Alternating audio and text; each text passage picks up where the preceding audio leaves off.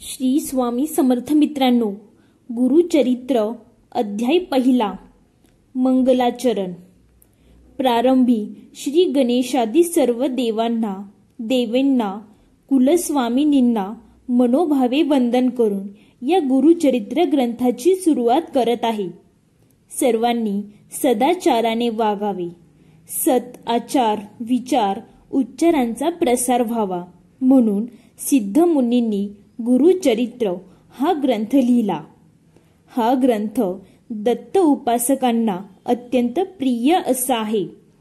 श्री दत्तात्रयाचे भक्त या ग्रंथाचे नित्य नियमाने श्रद्धापूर्वक वाचन करतात. गुरुवारी उपवास करून शांतीने जीवन जगतात.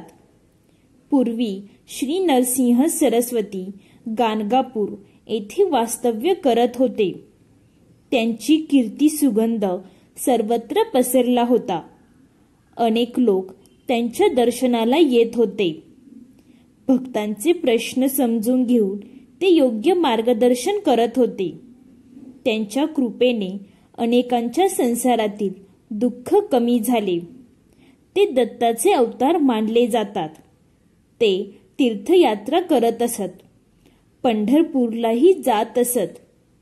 त्यांची उपासना करणाऱ्या भक्तांना उत्तम फळे प्राप्त होत असत. एके दिवशी एक दत्त भक्त स्वामींच्या दर्शनाला गाणगापूरला चालला होता.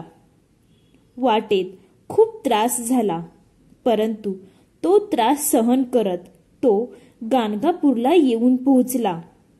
त्याने साष्टांग नमस्कार घातला आणि तो म्हणाला, स्वामी महाराज, माझ्यावर कृपा करा. आई वडील आपल्या बाळावर रागवतात का? तेव्हा तुम्ही माझ्यावर रागवू नका. मी एक सर्वसाधारण भक्त आहे. तुम्हाला देणार तरी काय? माझ्या हृदयातील भावभक्ती तुमच्या चरणी अर्पण करत आहे. नद्या, तळी, विहिरी पाण्याने भरलेल्या असूनही आकाशातून पडणाऱ्या पावसाच्या रूपाने त्या पुन्हा भरून जातात.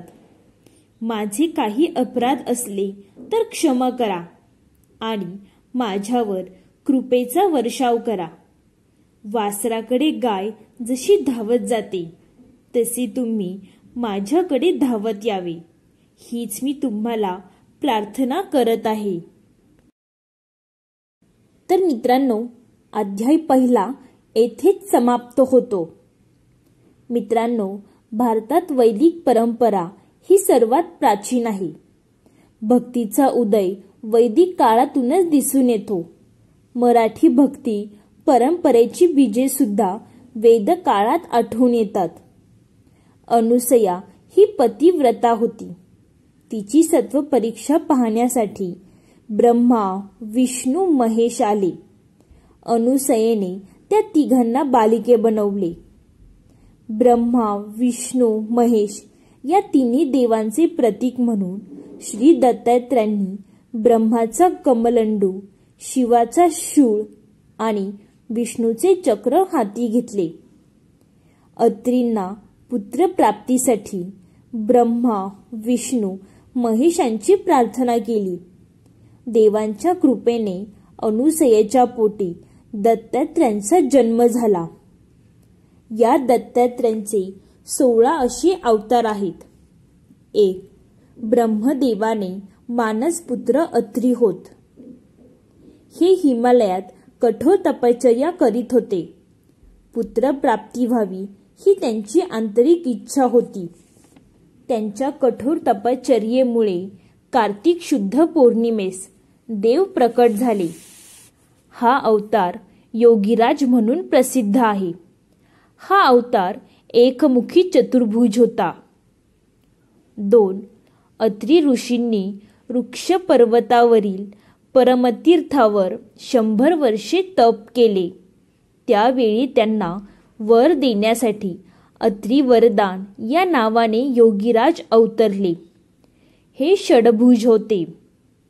त्यांचा जन्म कार्तिक शुद्ध प्रतिपदेला झाला. 3. ऋषींनी तप केले. अत्री वरदाने त्यांना वर मागण्यास सांगितले. तुमच्यासारखा पुत्र लाभावा हा वर अत्रींनी मागितला. त्यावेळी त्यांनी तथास्तु असा आशीर्वाद दिला आणि आपले बालस्वरूप प्रकट केले. हा दत्तात्रेय नावाचा तिसरा अवतार होता. त्यांचा जन्म कार्तिक शुद्ध द्वितीयेला झाला. आपणास औरस पुत्र असावा म्हणून अत्री ऋषींनी कठोर तप आरंभले. त्यांच्या शरीरात कालग्रीब प्रकट झाला. तो दाह शमन करण्यासाठी देवांनी शीतस्वरूप घेतले म्हणून त्याला कालाग्रीशम हे नाव पडले. त्यांचा जन्म मार्गशीर्ष शुद्ध पौर्णिमेला झाला. 5. कालाग्रीशमच्या दर्शनास अनेक देवी देवता येऊ लागल्या. तेव्हा दत्तात्रेयांनी आपल्या बालरूपाचा त्याग केला आणि योगीजनांना प्रिय खूप धारण होते. तो हा योगीजन वल्लभ अवतार होय. त्यांचा जन्म मार्गशीर्ष शुद्ध पौर्णिमेला झाला. दुष्काळ पडल्यामुळे लोकांना अन्न मिळेना. लोकांनी देवाची प्रार्थना केली. त्यावेळी दत्तात्रेयांनी अवतार घेतला. तो लीला विश्वंभर नावाने ओळखला जातो. त्यांचा जन्म पौष शुद्ध पौर्णिमेस झाला. 7. बद्रिकाश्रमाच्या परिसरात अनेक साधक होते, पण त्यांच्या मनात सूक्ष्म अहंकार होता. त्यावेळी दत्तात्रेयांनी कुमार रूप धारण करून सर्वांचा अहंकार नाहीसा केला. हा दत्तात्रेयांचा 7वा सिद्धराज अवतार होय. त्यांचा जन्म माघ शुद्ध पौर्णिमेस झाला. 8. सिद्ध पुरुषाच्या मनात कोणत्याही प्रकारचे द्वैत नसावे व कामना नसावी हे समाजास पटविण्यासाठी दत्तात्रेयांनी ज्ञानसागर नावाचे रूप धारण केले. त्यांचा जन्म फाल्गुन शुद्ध दशमीस झाला. 9. साधकांना बोध देण्यासाठी दत्तात्रेयांनी विश्वंभरावधूत नावाचा 9वा अवतार घेतला. त्यांचा जन्म चैत्र शुद्ध पौर्णिमेत झाला. 10. भक्तांच्या अंतःकरणात प्रेमभाव दृढ होण्यासाठी दत्तात्रेयांनी माया मुक्तवधूत या नावाचा 10वा अवतार घेतला. त्यांचा जन्म वैशाख शुद्ध चतुर्दशीस झाला. दत्तात्रेयांचा 11वा अवतार मायायुक्तावधूत. त्यांचा जन्म ज्येष्ठ शुद्ध त्रयोदशीस झाला. 12. मदालेसाचा पुत्र अलवी याला योगाचा व तत्वज्ञानाचा उपदेश करण्यासाठी दत्तात्रेयांनी आदिगुरु नावाने अवतार घेतला. त्यांचा जन्म आषाढ शुद्ध पौर्णिमेत झाला. दत्तात्रेयांचा 13वा अवतार हा शिवरूप नावाचा होय. त्यांचा जन्म श्रावण शुद्ध चतुर्दशीस झाला. 14. देवदेवेश्वर हा दत्तात्रेयांचा 14वा अवतार होय.